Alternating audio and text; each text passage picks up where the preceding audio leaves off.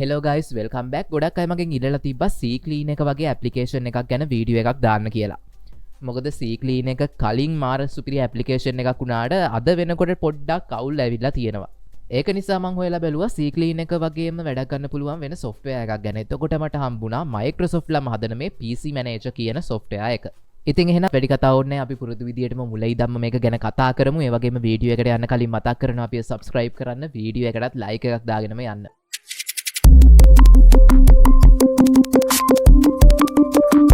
Audio Jungle.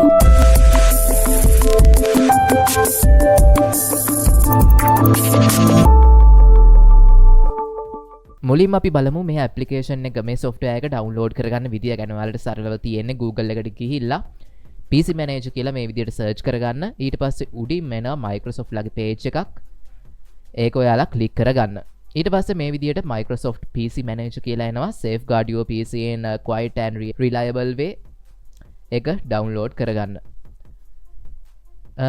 ඉතින් ගොඩක් අය මේ Microsoft Store එක පාවිච්චි කරන්නේ නැහනේ. එතකොට ඔයාලට සමහර විට මේ Microsoft Store එකට login වෙන්න වෙයි, මේ වගේ නැති වෙයි. කොහොම හරි මම log වෙලා ඉන්නේ Microsoft Store එකට. ඒකෙන් තමයි මේක download වෙන්නේ.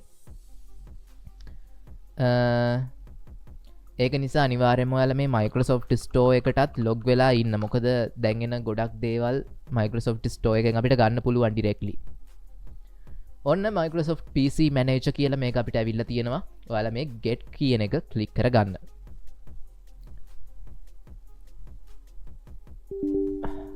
yes getting ready. ඔන්න මේක ratings තියෙනවා.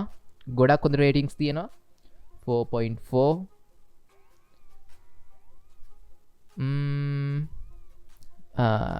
approximate size එක MB 94ක්. ඉතින් පොඩි ඇප්ලිකේෂන් එකක් guys, මේක ලොකු දෙයක් නෑ. ඔන්න අපේ PC Manager එක download වෙන්න පටන් ගත්තා. අපි බලමුද reviews ටික. ඔන්න PC Manager just got installed. good tab awesome necessary make change it should not. ඔන්න අවුලුත් තියෙනවා. reset Microsoft default. holy shit. ඉතින් අවුල් ගොඩකුත් තියෙනවා, අවුල් reviews උත් තියෙනවා. හොඳ ඒවත් තියෙන. අපි කොහොමද කියලා බලමු මේක දාගෙන. හරි ඔන්න දැන් අපේ software එක install වෙලා තියෙන්නේ. open touch කරගන්න. open click කරගන්න. මෙන්න මේ විදිහට තමයි ලස්සන interface එකක් එක්ක අපේ software එක open වෙන්නේ. welcome to Microsoft PC Manager. මෙන්න මේ වගේ interface එකක් තමයි අපිට බලා ගන්න පුළුවන් වෙන්නේ. මුලින්ම අපි home එකේ ඉන්නේ. මේක තියෙනවා PC boost කියලා. ඉතින් මේකෙන් වෙන්නේ guys අපේ අර temporary files එහෙම අයින් වෙලා ඔයාලගේ PC එක lag වෙනවා නම් පොඩ්ඩක් ඒක හරි ගස්සලා දෙනවා. අපි බලමු මේ PC boost එක try කරලා. ඔන්න temporary files මගේ කලින් 600ක් විතර තිබ්බා. දැන් ඒවා ඔක්කොම අයින් වුණා. ඒ වගේම memory usage එකත් අඩු වුණා. අපි බලමු මොනවා හරි වෙලා තියෙනවද කියලා computer එකේ. එහෙම කේස් එකක් මොකුත් වෙලා නැහැ. ඒ වගේම health check කියලා එකක් තියෙනවා ඊළඟට. ඔයාලට මේකත් proceed කරලා මේවා ටික අයින් කරගන්න පුළුවන්.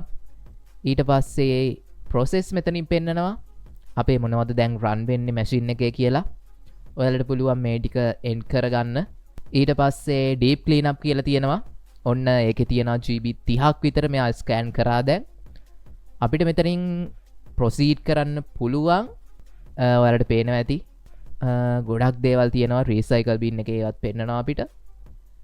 ඉතින් total 30 GB තියෙනවා. අපිට GB 7.4ක් clean කරගන්න පුළුවන් guys. අපි බලමු.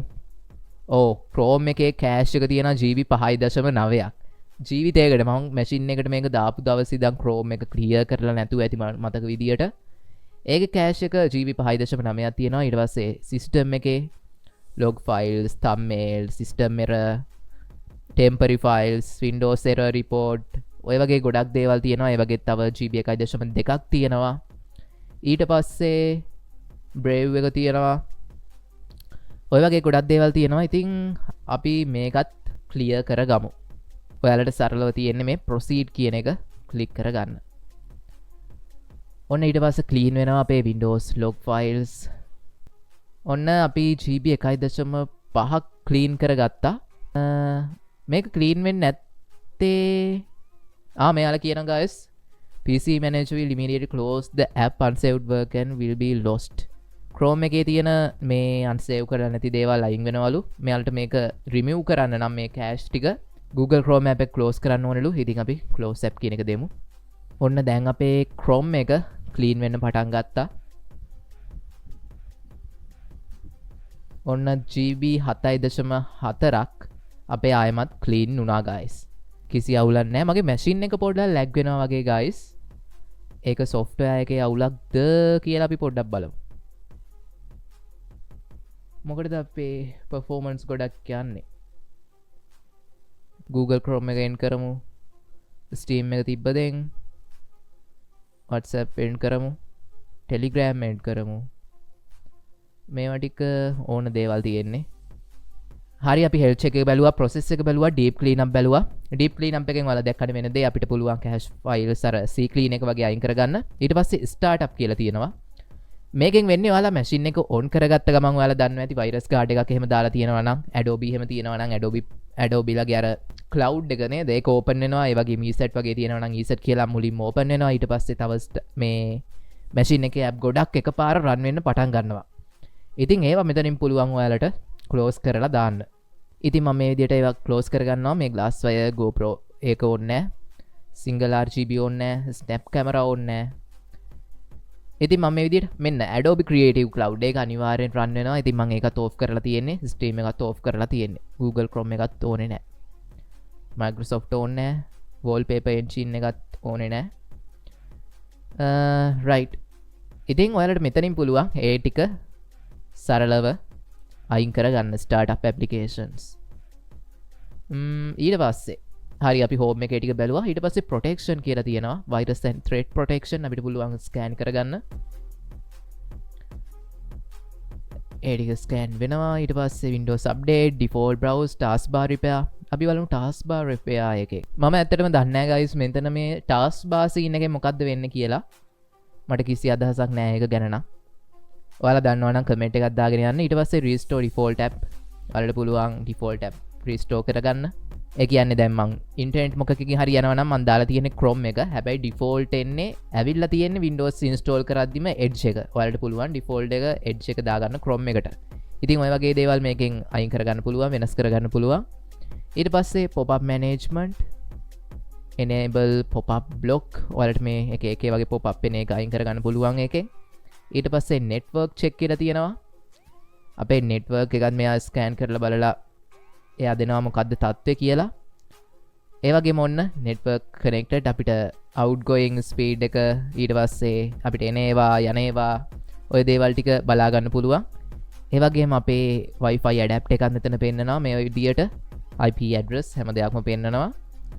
ඊට පස්සේ storage එකට ගියාම අපි deep clean up එක කරා large file එකම duplicate files ඕවා අපිට හොයාගන්න පුළුවන්. storage sense හරි අපි deep clean එක කරා ආයෙ ඕනේ නැහැ. ඔය ටික තමයි මෙතන තියෙන්නේ. duplicate files වලට ගියාම අපිට මේ විදියට scan කරලා යාලා duplicate files තියෙනවා නම් යාලා අපිට පෙන්නනවා. ඉතින් ටික වෙලාවක් යන වැඩක් මේවා ඔයාලට පුළුවන් try කරලා බලන්න. ඊට පස්සේ apps වලට ගියාම process management තියෙනවා. startup apps, deep uninstall, Microsoft Store. ඊට පස්සේ toolbox වලට ගියාම ඔයාලට මෙතන තියෙනවා show toolbar on the desktop. එතකොට අපිට මෙන්න මේ වගේ item එකක් පෙන්නනවා. ඔයාලට පුළුවන් මෙන්න මේ විදියට කෙලින්ම boost කියන එක ඔබලා boost කරගන්න. ඒ වගේම අපිට network percentage ඒවා පෙන්නනවා. screenshot ගන්න, note, ඊට පස්සේ edge එකට යන්න. මෙන්න මේ විදියට අර Windows 7 එකේ widget එහෙම තිබ්බේ. ඒ විදියට අපිට මේක මෙතන තියාගන්න පුළුවන්. අපිට ඕනනම් කෙලින්ම මෙතන bin එකෙන් search කරලා ගන්න පුළුවන් කැමති දෙයක්. ඊට පස්සේ screenshot notepad එකකුත් තියෙනවා මෙතන කෙලින්ම ගන්න පුළුවන්. ඉතින් ඔය විදියට තමයි. මට ඒක ඕන වෙන්නේ නැති වෙයි ගොඩක් දුරට. මම ඒක අයින් කරලා දානවා. web tools තියෙනවා ඊට පස්සේ Bing translator, currency, weather, currency converter එකට ගියාම මේ විදියට තමයි යාලා Google එකට ගිහිල්ලා මේ දෙන්නේ එකත් weather එක තියෙනවා. ඉතින් guys ඔය විදියට තමයි. restore කියලා එකක් තියෙනවා. settings තියෙනවා. ෆීඩ්බැක් තියෙනවා. ඉතින් ඔන්න ඔය විදිහට තමයි guys තියෙන්නේ. ඔයාලට මේක දැක්කම තේරෙනවා ඇති නිකන් සමාන දෙයක් මේක වගේ මොකක් හරි මේක වගේ එකක් තිබ්බද මන්ද කලිනුත් ඔහොම සීන් එකක් දැනෙනවානේ.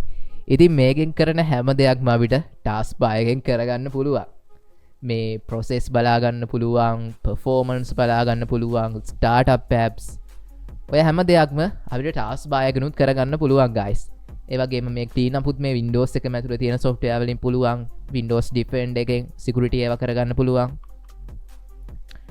අම්මට සිටි Windows Defend කියලා නැද්ද guys දැන්? Windows security කියලානේ තියෙන්නේ. What the hell? ඔය ටික තමයි guys. වෙන ලොකු දෙයක් නැහැ. ඔයාලට පුළුවන් ටාස්ක් බාර් එකනුත් මේවා කරගන්න. හැබැයි මේ app එකේ විශේෂත්වය තමයි ඔය හැම දෙයක්ම මෙයාලා එක application එකකට ගෙනත් තියෙනවා. ඉතින් ඕක තමයි මේක විශේෂත්වය. ගොඩක් අය පාවිච්චි කරනවා මේක. පාවිච්චි කරන අය ඉන්නවා ලංකාවෙත් ගොඩක් කට්ටිය.